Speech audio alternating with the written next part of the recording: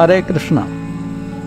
Let us understand Bhagavad Gita as it is, written by His Divine Grace A.C. Bhaktivedanta Swami Srila Prabhupada. Bhagavad Gita has 18 chapters. So let us understand these chapters section by section. Before we begin the discussion, let us offer our prayers to our spiritual master, His Divine Grace A.C. Bhaktivedanta Swami Srila Prabhupada and Supreme Lord Shri Krishna. Namo Om Vishnu Padaya Krishna Prishthaya Bhutale Srimate Bhakti Vedanta Swamin Niti Namine Namaste Saraswate Deve Gauravani Pracharine Nirvishesha Shunyavadi Paschatya Deshatarine Jai Shri Krishna Chaitanya Prabhu Nityananda Shri Advaita Gadadhara Shri Vasadi Gaura Bhakta Vrinda Hare Krishna Krishna Krishna Hare Hare Hare Rama Rama Rama Hare Hare Om Namo Bhagavate Vasudevaya Om Namo Bhagavate Vasudevaya Om Namo Bhagavate Vasudevaya. Hare Krishna. Today we will be understanding the first section of the chapter. Hare Krishna. Today we will be understanding the first section of chapter 12 of Bhagavad Gita. Chapter 12 is entitled Devotional Service. Section 1 is from Shloka number 1 to Shloka number 12. This section is entitled Pure Devotional Service unto Lord Krishna is the most perfect. So let us understand this section. After explaining Krishna's various energies, his opulences, and how to return back to Krishna, because Arjuna is a personal friend of Krishna, he loves Krishna. So, and there are other transcendentalists who worship the impersonal feature of the absolute truth. So Arjuna wanted to be clear about whether worshipping Krishna as a person through love and devotion is better, or worshipping of the Supreme Lord in his impersonal feature is better. So Arjuna wanted to clear up his doubt. So Arjuna asks this question and Krishna clarifies. So let us understand this section. Arjuna Vacha Yevam Satata Yukta Ye Bhaktastvām Paryupasate Ye Chapyaksharam Avyaktam Tesham Ke Yoga Vittamah. Arjuna inquired, which is considered to be more perfect, those who are properly engaged in your devotional service, or those who worship the impersonal Brahman, the unmanifested? So to the question of Arjuna, Lord Krishna replies, Shri Bhagavanu Vacha Mayyaveshya manoye mam nitya yukta upasate Shraddhaya parayopetaste me yuktatamamata.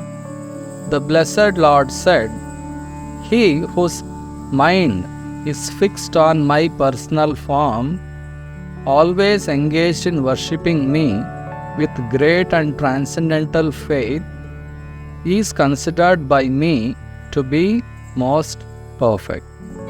So among the two categories of transcendentalists, one are those who are devotees of Krishna, they worship Krishna with love and devotion, and the other category is those who meditate on the impersonal feature of the absolute truth. So among them, who is most perfect was the question of Arjuna, and Krishna is clearly giving the answer that one who is attached to Krishna's personal form and worship him with love and devotion, with great transcendental faith and determination, is most perfect. Further, Krishna says about those who worship the impersonal feature, Krishna says, Ye tvaksharam anirdeshyam avyaktam paryupasate sarvatra gamachintyam cha kotastham achalam dhruvam sanniyamyendriyagramam sarvatra samabuddhayaha te prapnuvanti mameva sarvabhutahite rataha. But those who fully worship the unmanifested, that which lies beyond the perception of the senses, the all-pervading, inconceivable, fixed and immovable, the impersonal conception of the absolute truth, by controlling the various senses and being equally disposed to everyone, such persons engaged in the welfare of all at last achieve me. So here Krishna is describing about how one worships the impersonal feature and what happens to him.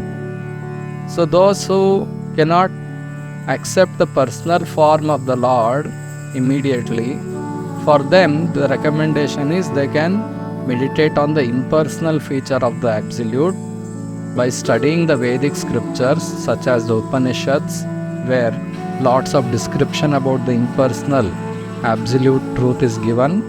The distinction between matter and spirit is made, and such people have to engage in welfare activities, control their mind and control their senses, and in that way they have to fix their mind on the impersonal feature of the Lord and constantly practice this for a long period of time. It takes many lives, and by good fortune, when they spiritually advance, realizing that I am not this body, I am spirit, and by good fortune if they associate with devotees, then they will achieve complete perfection of their self-realization. Without association of devotees, one can realize the eternality and knowledge aspect of the spirit soul, of the spiritual life, but they cannot understand the bliss portion of one's existence. So only by engaging in pure devotional service to the Supreme Absolute Truth, who is a person, Lord Krishna, and establishing a loving relationship with Krishna, one's spiritual realization becomes complete and he becomes completely joyful. Unless one understands that the Supreme Absolute Truth is a person, and that is Lord Krishna, and establishes a loving relationship with Krishna as his eternal servant, one does not become happy and his realization remains incomplete. So those who are addicted to impersonal aspect of the Absolute, they can continue their spiritual practices as long as they have not got association of pure devotees. By good fortune, if they get association of pure devotees, they don't have to follow the gradual process of spiritual elevation. They can immediately accept the personal feature of the Lord and experience the bliss of practicing Bhakti Yoga right from beginning. And if we do not accept this Bhakti Yoga where the personal features of the Lord is recognized and worshipped, the path itself, the impersonal path itself is troublesome. So Lord Krishna explains that in the next shloka. Krishna says, Kleshodikatarastesham avyakta sakta chetasam avyakta hi gatir dukkham dehavadbhir avapyate. For those whose minds are attached to the unmanifested, impersonal feature of the Supreme, advancement is very troublesome. To make progress in that discipline is always difficult for those who are embodied. We are all spirit soul embodied within this material body. So we all are conditioned towards looking at things in the bodily conception of life. So suddenly for us who are having this bodily conception, for us to meditate on something impersonal and realize the impersonal features of the Lord is very troublesome. everything emanates from the Supreme Lord. Whatever we see varieties in this material world is actually emitting from the Supreme Lord. So when we all have forms, the Supreme Lord also should have a form. Our form is material form, which is temporary. But Krishna, the Supreme Lord, is eternal. His spiritual form, the Lord, is not having a material form like ours. His spiritual form, which is Satchidananda, which is full of knowledge, bliss and eternality. This material bodies, it is Asat, Achit and Nirananda. But originally, the Supreme Lord has His form. He is having His form, He is having His qualities, He is having His pastimes, He is having His abode, He is having loving relationships with His different parts who are all individuals. So, understanding that God is a person, we are all persons, and relating with the Supreme Lord with love and devotion is the perfection of understanding the spiritual science. But those who do not understand this personal concept of life, they prefer to study and advance in the impersonal aspect of the Lord. That is also recommended for those who are not interested or those who have not developed that attraction for the personal features of the Lord. But meditating on the impersonal aspect of the Lord is all very, very troublesome for us. But those who are attached to the personal feature of the Lord, worshipping the deity form of the Lord becomes very, very easy, because we all are addicted to seeing forms in this world. So the Lord has agreed to appear in a form which we can see and relate with Him. We can decorate the Lord, we can bathe the Lord, we can offer foodstuffs to the Lord.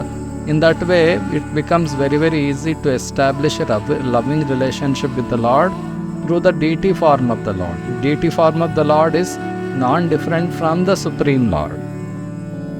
Just like a post box which is kept in different places in different localities, if we drop a letter in the post box, it does the work of the post office. We don't have to go to the post office to drop the letter.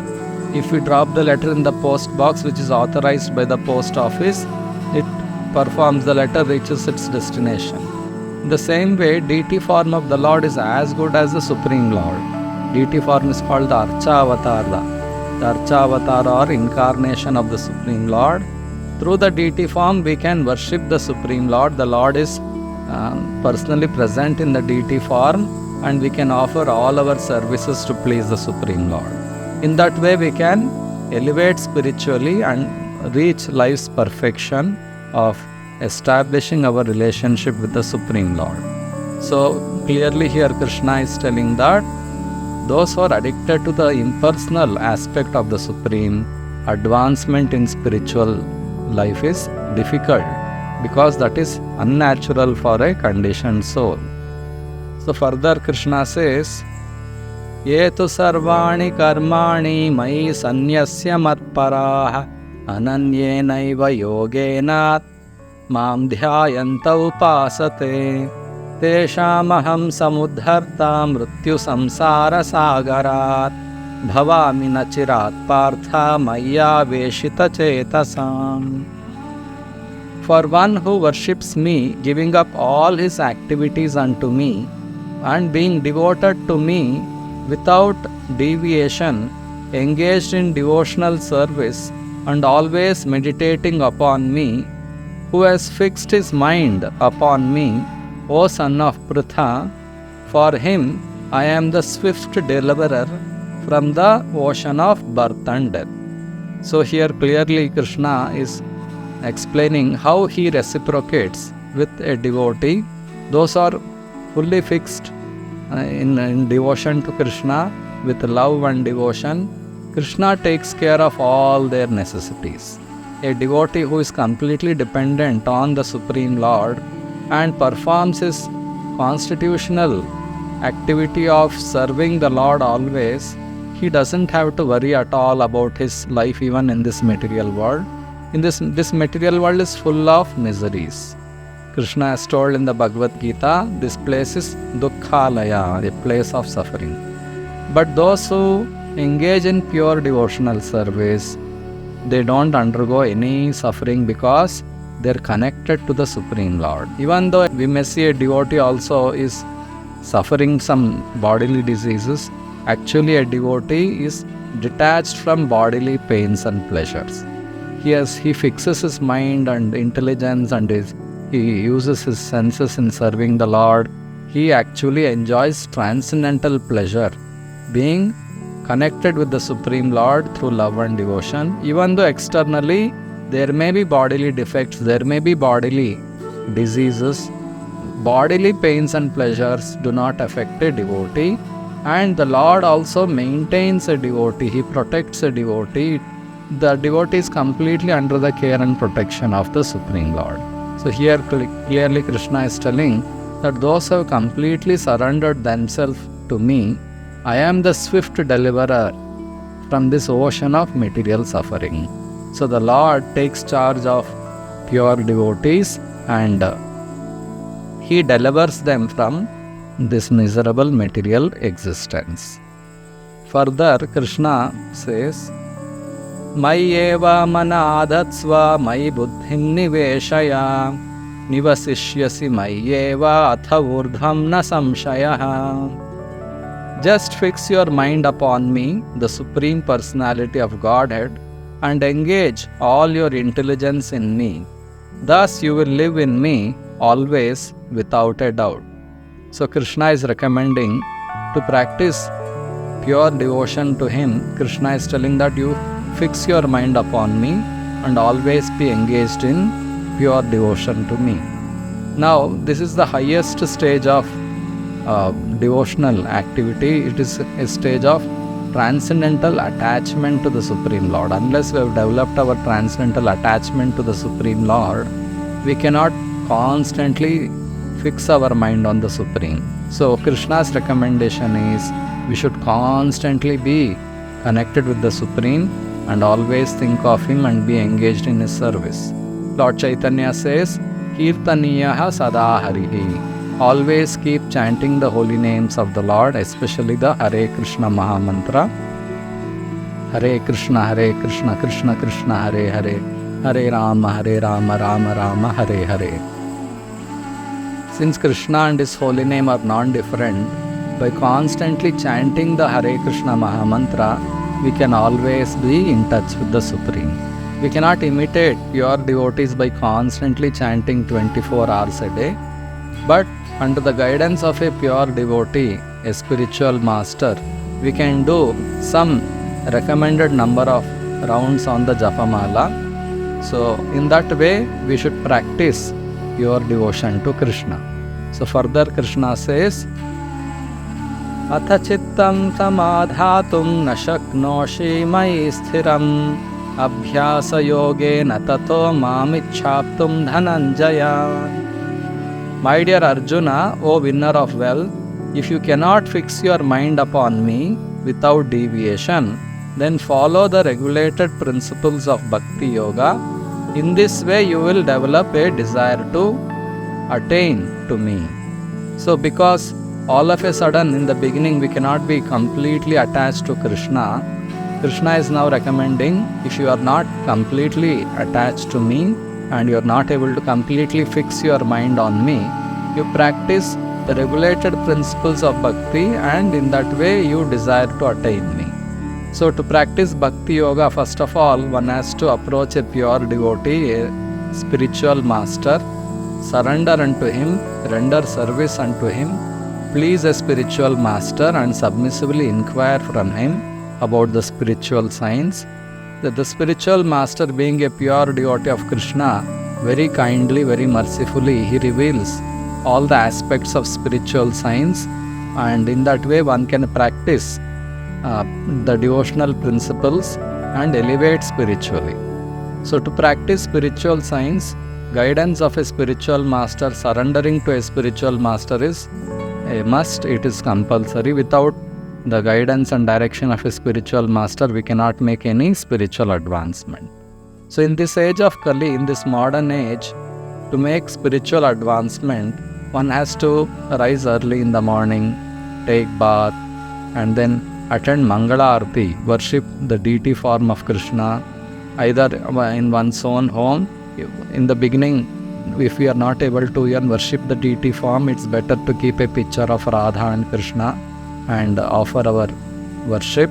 Or if we stay close by to a temple, we can visit the temple of Radha and Krishna and attend the morning aratis and perform bhajans and kirtans, offer food to the Lord and take prasada, and read scriptures like Bhagavad Gita and Bhagavatam, hear from devotees about Krishna Katha. In this way, we can practice devotional principles and awaken our attachment to Krishna. So that is the process being recommended here by Lord Krishna. Further, Krishna says, Abhyasya samarthosi matkarma paramo bhava madartham api karmani kurvan siddhim avapsyasi. If you cannot practice the regulations of Bhakti Yoga, then just try to work for me, because by working for me, you will come to the perfect stage. There may be the situation where we are not able to practice the principles of Bhakti Yoga. In such a case, here Krishna is recommending that you work for Krishna and offer the results to Krishna. So in this material world, the devotees who are engaged in preaching Krishna consciousness, they require help, they require money, they require land, they require different types of help to propagate the mission of Krishna consciousness. So if we cannot directly practice the pure devotional principles, we can support the devotees who are engaged in practicing devotional service and preaching Krishna consciousness. So we can offer our hard-earned money to such organizations where they're propagating Krishna consciousness. We can offer different types of services we may be skilled in, because an organization requires capital, it requires certain skills, it requires all kinds of support. So by supporting such organizations and working for such organizations, we can make advancement spiritually and we can achieve perfection. So further Krishna says, Athaitadapya shaktosi kartum madhyogam ashritaha sarva karma phalatyagam tatah kuruyat atmavan. If, however, you are unable to work in this consciousness, then try to act, giving up all results of your work, and try to be self-situated. There may be certain situation where one may not be able to directly help the devotees who are engaged in Krishna consciousness. For such people, Krishna is recommending that you offer the results of your hard-earned work to some good cause, like social service or community service or helping the poor or in serving the nation. In that way, you do good to others with the hard-earned money that you earn from your work, and be detached from the results of your work. In that way, that will enable you to gradually progress spiritually. So Krishna has given different levels of spiritual advancement according to one's own material situation. So further Krishna says, Shreyo hi jnanam abhyasa jnanat dhyanam vishishyate dhyanat karma phalatyagas tyagat shantiranantaram. If you cannot take to this practice, then engage yourself in cultivation of knowledge. Better than knowledge, however, is meditation, and better than meditation is renunciation of the fruits of action. For by such renunciation, one can attain peace of mind. So here Krishna is concluding the different stages of practices for spiritual advancement. So Krishna is telling, if you cannot take to this practice of renouncing the results of your work, then engage yourself in cultivation of knowledge. Without knowledge, we cannot make any progress in our life. So it is essential for us to get knowledge about our own self, and it has to be from Vedic scriptures without taking knowledge from Vedic scriptures, we cannot understand properly who am I and who is God. And it has to be accepted through a spiritual master and through the pure devotees. We have to discuss with them, question them, put forward relevant questions and learn from them. In that way we can understand about spiritual science. Better than knowledge, however, is meditation, and better than meditation is renunciation of fruits of action. Ultimately, knowledge leads to action. Knowing that I am not this body, I am spirit soul, is just theoretical. But acting as a spirit soul is more important. A spirit soul is part of the Supreme Spirit, and spirit soul is a person. And originally, we are all persons with full of knowledge acquiring senses and working senses. A spirit soul cannot keep quiet even for a moment. So, if I am a spirit soul, then what should be my action? My action should be only for pleasing the Supreme Lord. So that is the action of a spirit soul in its pure stage. In our impure stage, we identify ourselves with this body and act for bodily pleasures. That is called sense gratification. So knowledge should lead to detachment from personal sense enjoyment and attachment to the Supreme Lord, and offering all our activities, the results of our activities, for pleasure of the Supreme Lord. So therefore, better than cultivation of knowledge is meditation. Better than meditation is renouncing the fruits of our action. For such renunciation, one can achieve peace of mind.